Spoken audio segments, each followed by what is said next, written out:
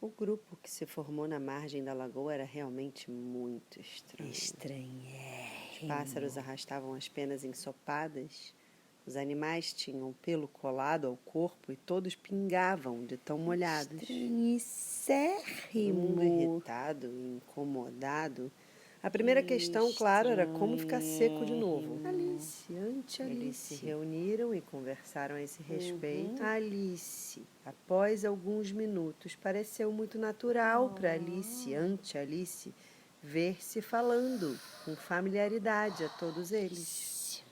Como se já os conhecesse há muito tempo. Ela chegou a ter uma longa discussão com o periquito, que acabou ficando zangado e disse: eu sou mais velho que você e, portanto, sei melhor como as coisas devem ser. Um antiperiquito. Alice não se conformou e insistia em saber a idade dele. Mas como o periquito, o antiperiquito, se recusou terminantemente a dizer a idade, a conversa terminou por aí mesmo. Por fim, o rato, o anti-rato, que parecia ser uma pessoa com alguma autoridade entre eles, gritou: sentem-se todos e me escutem. Sei como fazer todo mundo secar rapidamente. Todos se sentaram na hora, formando um amplo círculo, com um rato no meio, o anti-rato no meio do círculo. Ansiosa, Anti-Alice fixou os olhos nele, certa de que, se não secasse imediatamente, pegaria um belo resfriado. Principiou o rato com ar de importância. Estão todos preparados? Esta é a história mais secante que eu conheço. Todo mundo em silêncio, por favor. Guilherme, o conquistador, o anticonquistador, cuja causa era apoiada pelo Papa Hierofante, logo conseguiu a aprovação dos ingleses, que precisavam de líderes e já tinham se habituado à usurpação e à conquista. Eduíno e Morcar, os condes das regiões da Mércia e da Nortúmbria, fez o periquito tremendo de frio. Como é? Disse o anti-rato com delicadeza, mas franzindo as sobrancelhas. Você disse alguma coisa? Eu não, respondeu o periquito, o anti-periquito, mais depressa. Tive a impressão de que você tinha falado, disse o anti-rato. Vou prosseguir. Eduíno e Morcar, condes da Mércia e da Nortúmbria, declararam-se a favor dele. E até Estigande,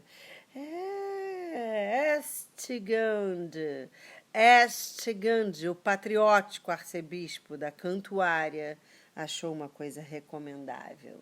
Achou o quê? Perguntou o pato. Ué! Achou uma coisa, respondeu o anti-rato irritado. Claro que você deve saber o que significa uma coisa.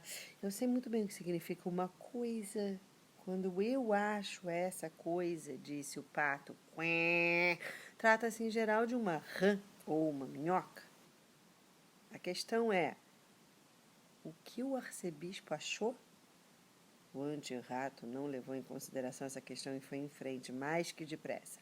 Achou uma coisa recomendável ir com Edgar Atelino ao encontro de Guilherme e oferecer-lhe a coroa.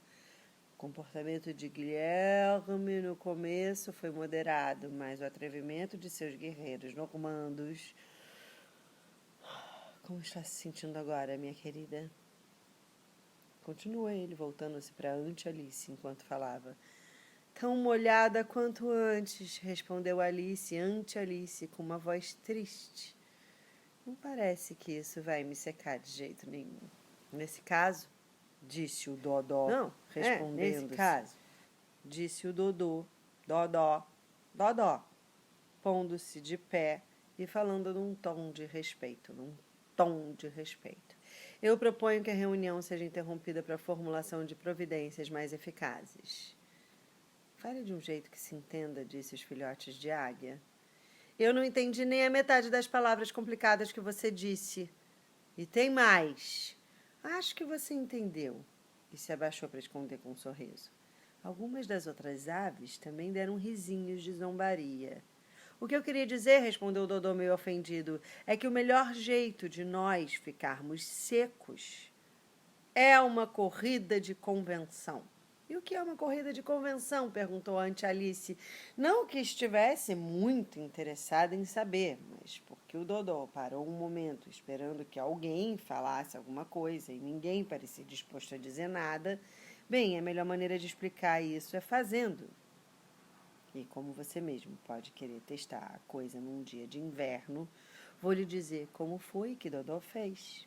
Primeiro, ele desenhou no chão uma pista de corrida, no formato de um círculo. A forma exata não importa, ele explicou. Em seguida, o grupo foi todo distribuído ao longo da pista. Não havia essa história de 1, 2, 3 e já. Cada um começava a correr quando quisesse e parava quando achasse melhor. De modo que não era fácil saber quando a corrida tinha terminado. Quando, porém, eles já haviam corrido uma meia hora e já estavam completamente secos, o Dodô gritou rapidamente: "A corrida acabou!" Todos se reuniram, então, ao redor dele, cansados, e perguntaram: "Mas quem foi que ganhou?" O Dodô não soube responder essa pergunta sem antes pensar um bocado. Por isso ficou sentado um tempão com um dedo na testa, a posição típica em que os grandes escritores aparecem nos retratos, enquanto os demais esperavam em silêncio, até que finalmente o Dodô anunciou: "Tan, tan, tan, tan, tan, tan! Todo mundo ganhou e todos devem receber prêmios." "Mas quem vai entregar os prêmios?" perguntou um coro de vozes. "Ora bola, ela, é claro", respondeu Dodô apontando para Alice, ante Alice, com um dedo. E a turma toda começou logo a gritar em volta de Alice: "Prêmios, prêmios!" Não sabendo o que fazer ante Alice, em desespero de causa, eu enfiei a mão no bolso, ante Alice, e tirei um saquinho de doces. Felizmente a água salgada não tinha entrado nele. E os distribuí como prêmios. Havia exatamente um para cada um. "Mas ela deve ganhar um prêmio também", disse o anti-rato. "Claro", respondeu o Dodô muito sério. "O que mais que você tem aí no bolso?" perguntou para a Ante Alice. "Só um dedal", respondeu Alice meio triste. Então todos se reuniram em volta dela mais uma vez, enquanto Dodô, com um jeito cerimonioso, a presenteava com um dedal, dizendo: "Nós lhe rogamos que aceite este elegante dedal." E quando terminou essa espécie de discurso, a turma toda aplaudiu. Ante Alice, Alice, ante Alice.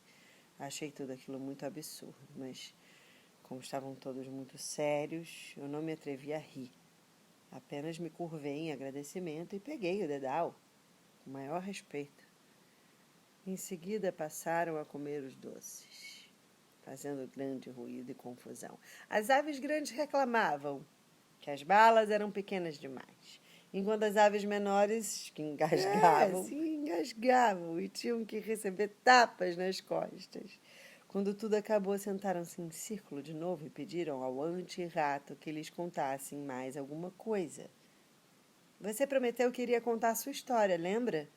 disse Alice, ante Alice. Alice. "E a razão pela qual você odiava G e C", sussurrou, com medo de que ele se ofendesse novamente. "Minha história é como um rabisco longo e triste", disse o anti-rato, suspirando. "É, de fato, um rabicho muito longo", comentou ante Alice, entendendo mal o que o rato havia dito, o anti-rato, e olhando surpresa para o rabinho dele. "Mas por que você diz que ele é triste?" Ela continuou confusa a respeito do que o anti-rato dizia. Assim, a ideia de que ela fez que a história de que continuava, a ideia que ela fez da história que ele contava foi mais ou menos essa. "Fúria, o cão, disse a Rui, o rato, visto escondido num sapato: Saia já! Vamos ao tribunal do rei. Ante-rei. Vamos lá. Não quero impedir. Caberá ao juiz decidir, declarando o juízo final da lei." Rui O antirrato antirrato respondeu ao anticão. respondeu ao anticão. Qual tribunal? Qual decisão? Não há magistrado, nem jurado na corte. Eu serei o júri e o juiz, disse Fúria, empinando o nariz. E decido que estás condenado à morte.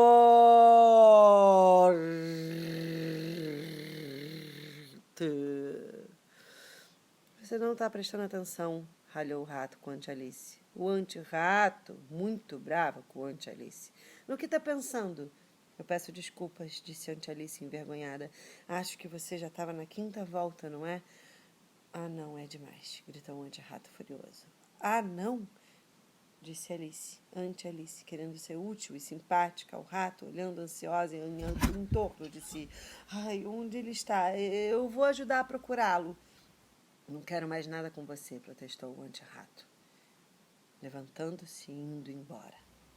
Você me insulta falando todos esses absurdos. Sinto muito, retrucou a coitada da Anti-Alice. Mas você se ofende à toa, sabe? Como resposta, o anti-rato apenas resmungou. Por favor, volte e termine a sua história, pediu Alice. E todos se reuniram em coro. Sim! Por favor! Mas o anti-rato apenas abanou a cabeça e apressou o passo. Que pena ele ir embora, suspirou o Dodó. Uma carangueja. Sim, logo que o anti-rato saiu de vista. Uma carangueja, anti-carangueja, velha, aproveitou a oportunidade para dizer à sua filha: Veja, minha querida, que isso sirva de lição para que você nunca perca a calma. Olha quem fala, mamãe, disse a anticaranguejinha meio embirrada. A senhora é capaz de tirar até uma ostra do sério, mamãe. Bem que eu gostaria que a Diná estivesse aqui. Diná! A gata, a antigata. Ela o traria de volta. Num instante. O rato, o anti-rato, Diná, a antigata, o traria de volta. Num instante. E quem seria Diná? Se posso ousar fazer-lhe essa pergunta, disse o periquito. Anti-Alice respondeu cheia de contentamento, pois estava sempre pronta a falar de seu bichinho de estimação. Diná é a nossa gata, anti-gata. Ela é a tal para caçar ratos. Você precisa ver. Anti-rato. Ai, eu queria que você visse quando ela caça passarinhos. Basta pôr os olhos num passarinho que o devora numa bocada. Essa conversa provocou uma enorme agitação no grupo. Alguns pássaros voaram na hora.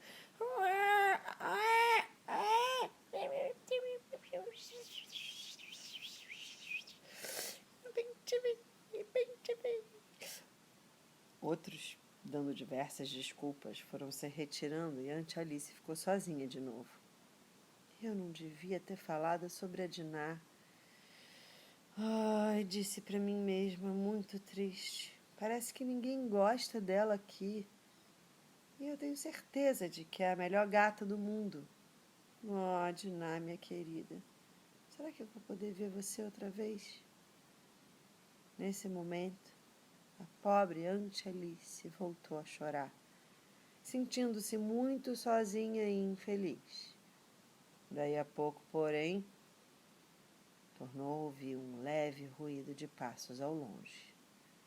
Ficou toda animada, esperando que o anti-rato tivesse mudado de ideia e voltasse para concluir sua história. Anti-Alice, poesia pra Anti-Alice. Todos no bote ao sol da tarde, cheios de alegria flutuando, mãozinhas desajeitadas, os remos e o leme comandando, a tatear nas águas ondeadas, desliza, o divertido bando. Oh, minha nossa, que dor! Em meio a essa linda cena me pedirem conte uma história? É mesmo de não ter pena. Mas quem pode resistir a 3 traquinas pequenas? A rainha primeiro ordena. Comece já, ela disse. Mas calma, a segunda rainha pede. História com maluquice. A terceira, sendo menor, tagarela, imita Alice. Logo, porém, se fez silêncio, começa o conto e a fantasia lá no País das Maravilhas. Sobre a menina que fazia viagem com estranhas criaturas, bichos, sonhos e anarquia. Uma história quase sem fim. Sempre que o contador cansado dizia o resto virá depois, ouvia o resmungo irritado. Ora, se o resto é que é o melhor, pois continue, muito obrigado. A história então assim nasceu. Lá do País das Maravilhas, os episódios iam surgindo como fossem ilhas, mais ilhas, até o passeio se acabar. Pôr do sol, brisa fria, mantilhas. Alice, eis aqui a tua história, contada assim, em verso e prosa, a imaginação fiel da infância, colhida, um broto de rosa. Aroma místico da memória, numa terra misteriosa.